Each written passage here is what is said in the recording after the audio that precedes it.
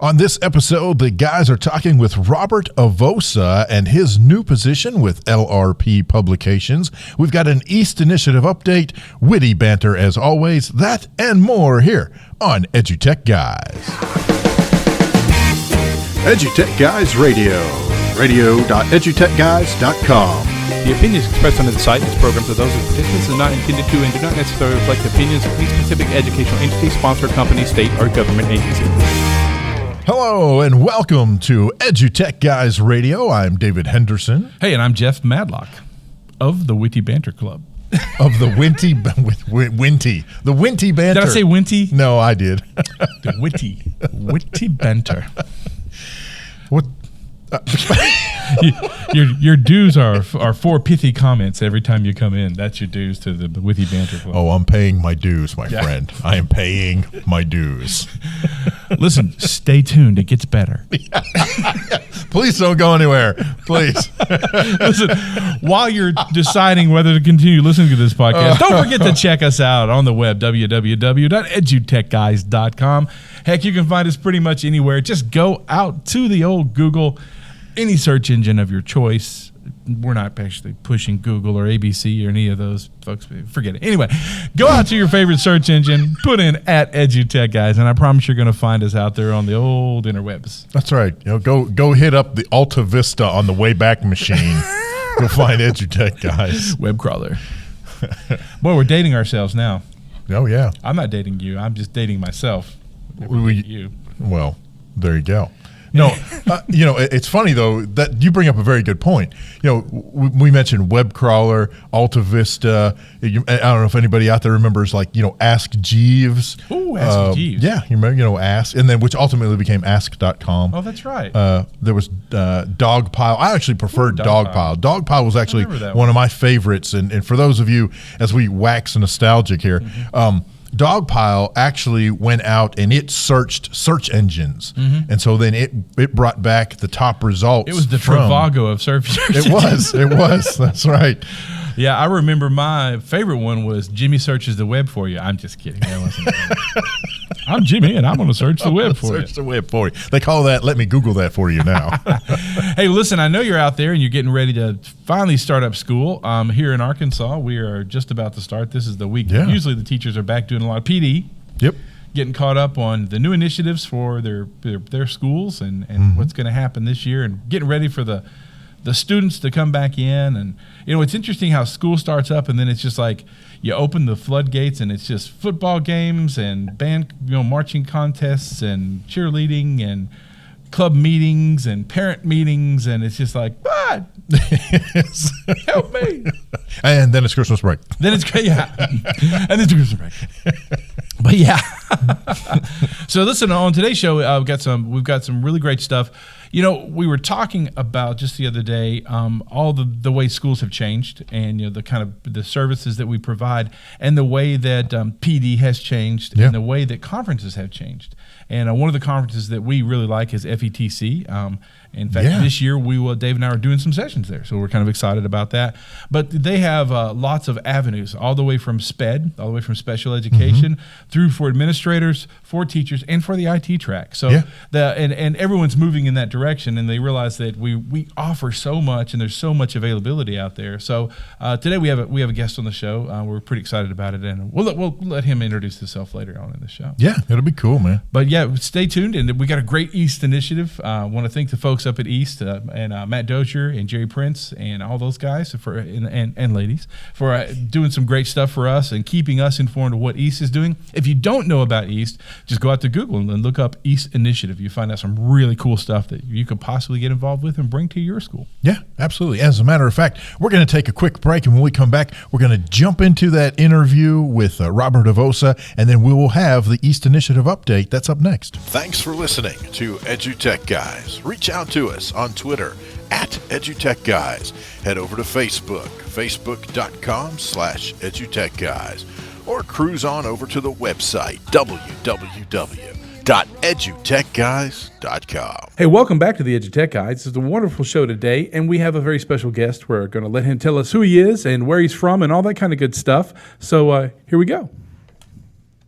Awesome. Hey guys, I'm Robert Avossa, a former school superintendent in both Palm Beach County, Florida, and the Atlanta metro area, Fulton County.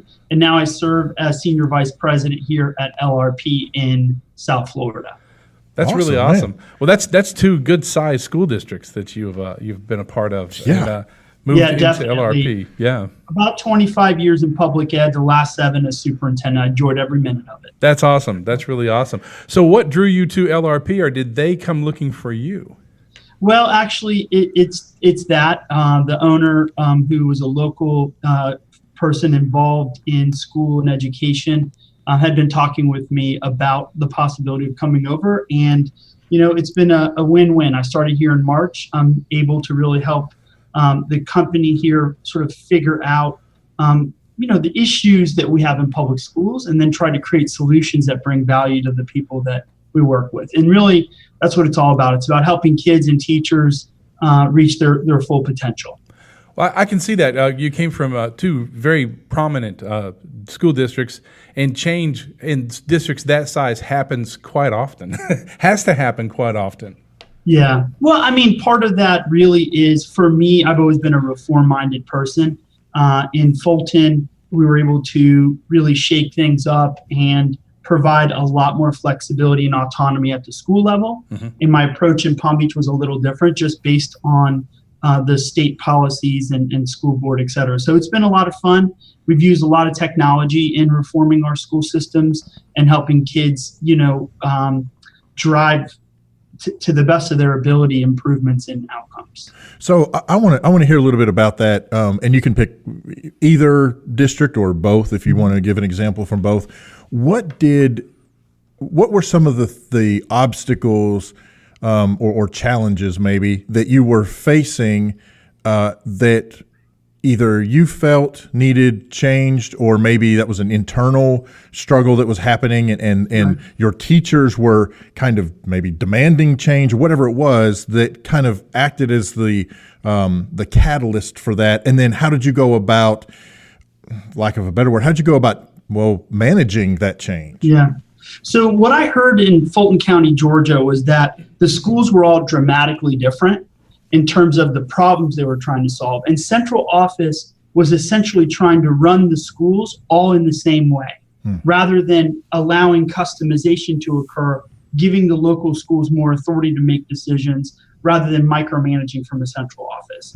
Essentially, in the past, the district had said, here's how you're going to teach a 90-minute reading block, here's what math looks like, et cetera, et cetera, et cetera. And some of the schools were like, look, that's not a problem for us. Our kids are coming to schools prepared. We actually need to think about acceleration. So we really just broke up the structure, if you will, in that system, and allowed the local schools and parents to decide how money was being used, the schedules. We had to delineate what they could, what we held tight and what we let loose, so that we can essentially let them run a lot more autonomously. And they loved it because they were all trying to solve different problems. So they loved it. What about the central folks? Office? Yeah, the folks who've been at the central office forever. They had pitchforks there. The chief financial officer, of course, was not happy about the decision to allow local schools to figure out how to spend their money. Lots of more work for central office. Other people, had gotten used to saying, this is the way we're going to do it. And that was hard. But my response back to them was, look, we're here to support what happens in schools, not the other way around. Yeah. And we have to figure out a way to get to yes. And how do we get to yes? Solving both of those issues. Yeah. So in managing that change, did you have to tear it all the way down back to the ground to rebuild it and just redesign the whole thing? Or were you able to just modify?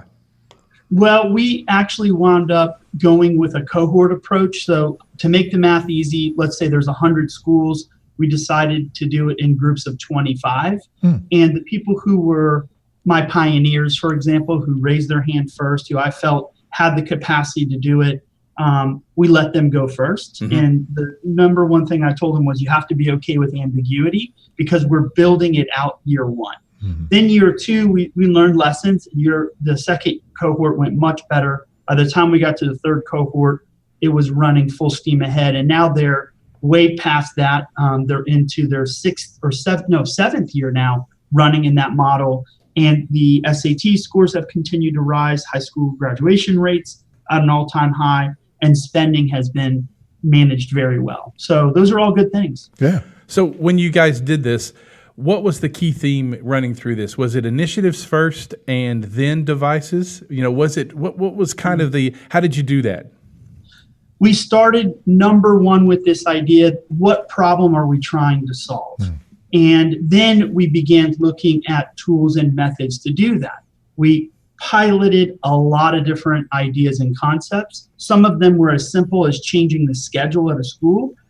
Some of them were more complex, including one-to-one devices and programs that we wanted customized in our own way with our own fingerprints. And that's how we started. But to back it up even further, we had an analysis conducted using a framework out of the University of South Florida to look at preparedness. We did not lead with a device. We led with this concept of preparedness and helping them create their own local strategic plan. We got to how to solve it at the very end. It was not how we led. Yeah.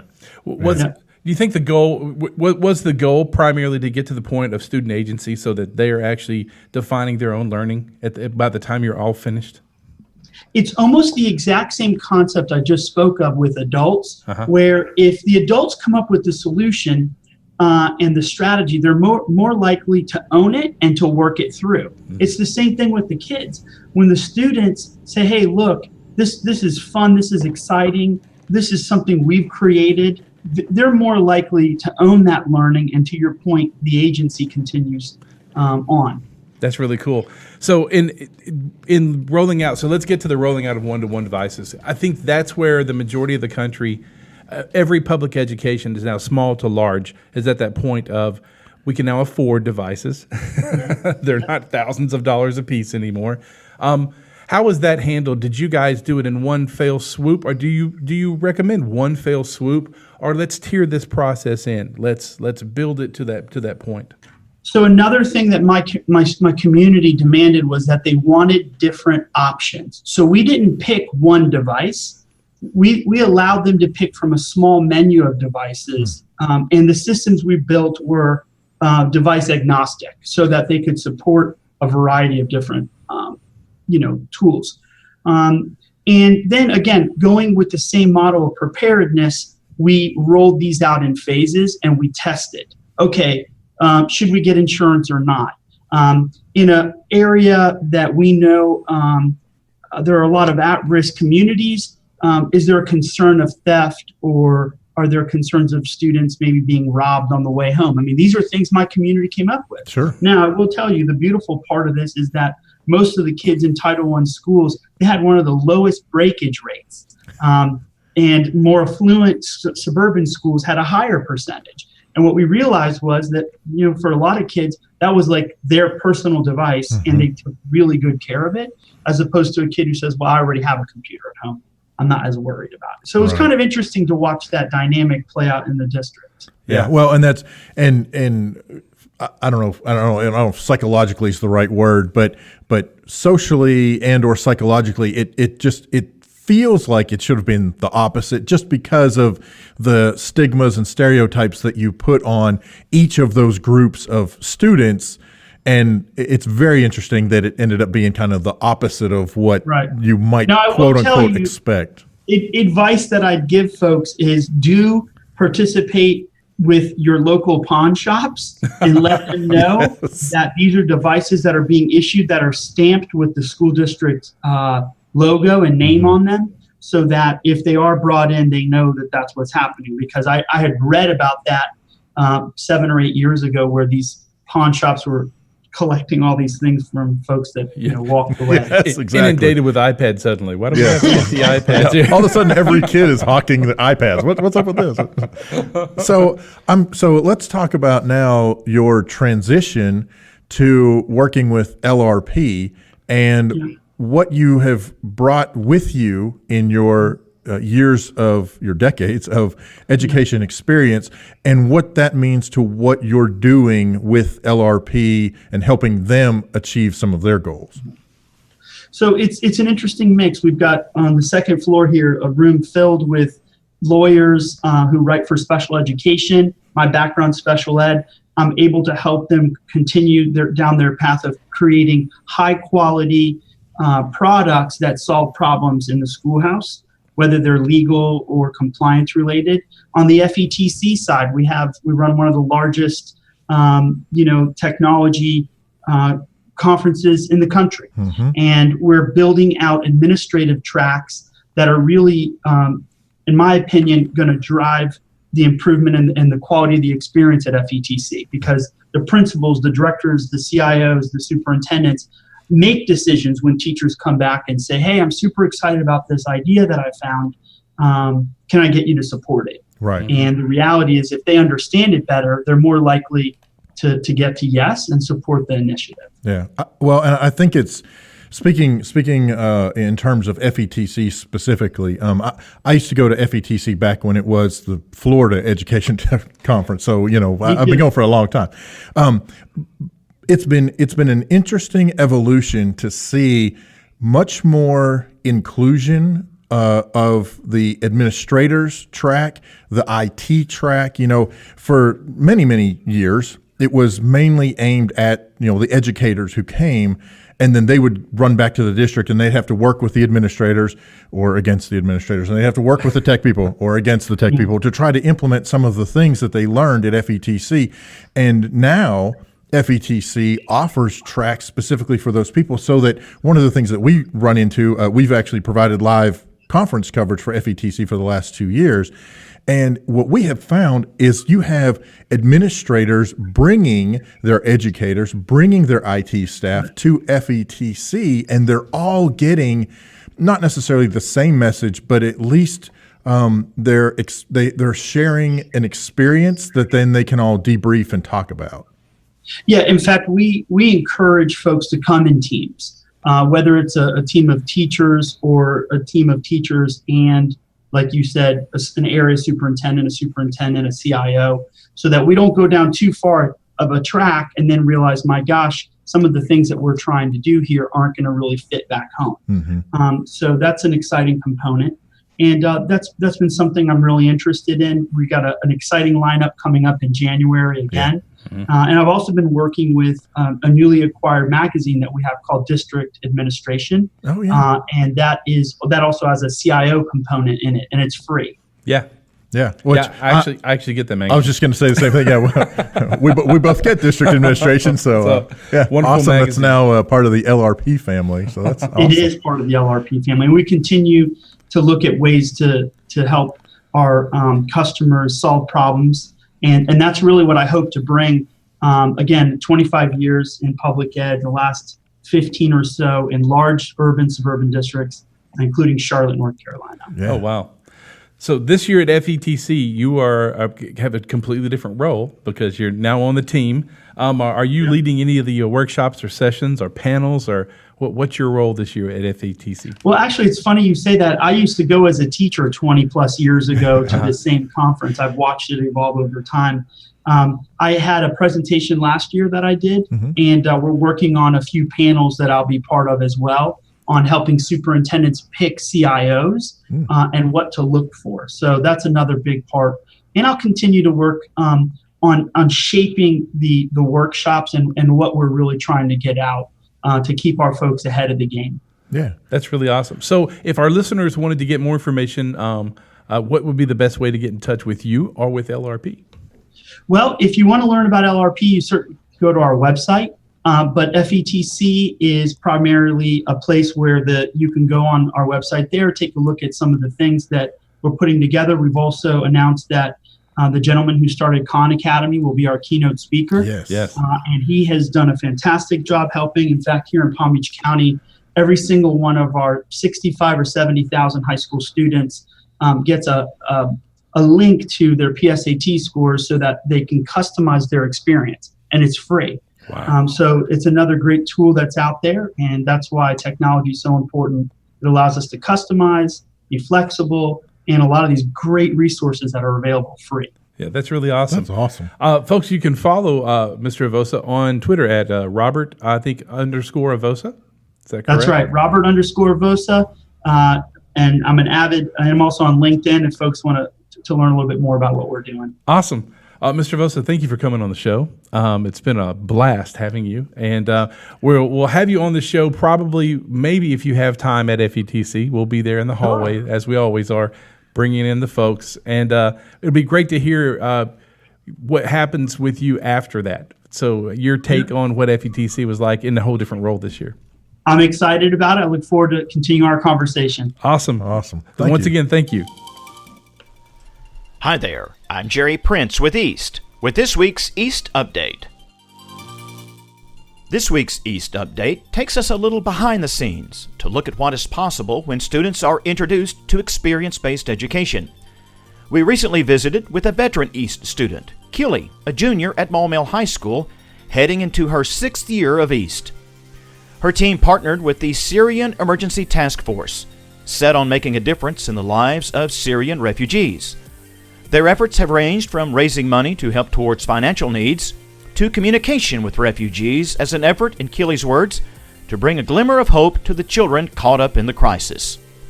What struck us the most in our recent visit with Keely was the impact these experiences have made in her life, as she shares how her perspective of the world changed. I like the inspiration that you get from East. You get to meet people from all different walks of life, from anywhere from a Syrian immigrant to the CEO of a huge company. And then you get to see the world as it really is, not just through the confines of a textbook or through the window of a school. It broadens your mindscape and really opens you to the world as it is to an adult, not just a child. Keely shares having a greater appreciation for learning that comes through working on real-world problems. East has really taught us to combat the binary thinking that we've been taught throughout our schooling. There isn't just one answer to every problem. There are multiple answers, and there are maybe no answers. There are different ways to approach a problem, all of which you've learned in East. I can use this software to do it in this way, or I can use this software to do it in this way. And it appeals not just to my client, but it appeals to me, and everything might not appeal to both of us, and it really opens the door to more than one ideology. From a student perspective, working on real-world problems comes with its challenges. It is both the most fun and the worst thing I've ever done, because it is so hard, but it is so life-changing. It expands your horizons in a way you'll never learn in a class and you never will learn in college. It makes you experience the world, and it brings a sort of community that I've always looked for. You find friends that you never would have met before, and you find out that the friends that you have aren't the people that you thought they were. It really changes your world in a way you might not want it to change, but you really need it to change. We hope you are as inspired by her comments as we. And if you have opportunity, please accept the invitation to facilitate experiences to someone you know. The investment is well worth considering. Special thanks to Keely from Maumelle High School for sharing some of her educational experiences. If you're interested in knowing more about East, please visit eastinitiative.org or just search for East Initiative on social media. Our student composer this week is Braden from Tri-County Technical Center in Bartlesville, Oklahoma, with Avantaw. With the East Update, I'm Jerry Prince. Thanks for listening. Awesome. Thank you so much, Jerry. And it is so cool to hear some music from Oklahoma students. You know, one of the things that we don't generally get to talk about, or we don't stress enough, is that even though the East Initiative program started in Arkansas, it's actually in multiple states all around the country. Yep, and spreading. Yeah. So very cool to have music from a student from Oklahoma. That's awesome. Hey, we want to thank Robert Avossa for coming on the show and telling us about his new role with LRP. I look forward to seeing him at FETC this year and see what it holds for him, what it's going to be like in a different role, and where he's going to take FETC and LRP. Yeah, exactly. Hey, and if you want some more information about FETC, be sure to hit up FETC.org. And you want to check that out. There's plenty of time. It's not till January, so you have plenty of time, at least at the time of this recording, to check it out, put in whatever the paperwork is, jump through whatever the hoops you got to jump through, take care of the business, maybe get a grant or something to help you go. It is definitely one of the best conferences out there. Yeah, you can't beat Florida in January. I'm saying. Just saying. At least it'll be nice. That's right. Listen, don't forget to check us out on the web at www.edutechguys.com. Lots of stuff happening for us, so you'll see it on the web. And don't forget us on social media. Just look up at EduTechGuys. Cool. Hey, I'm Jeff Madlock. I'm David Henderson. We'll catch you next time. You've been listening to EduTech Guys Radio, radio.edutechguys.com. The opinions expressed under the site and its programs are those of participants and not intended to and do not necessarily reflect the opinions of any specific educational entity, sponsor, company, state, or government agency.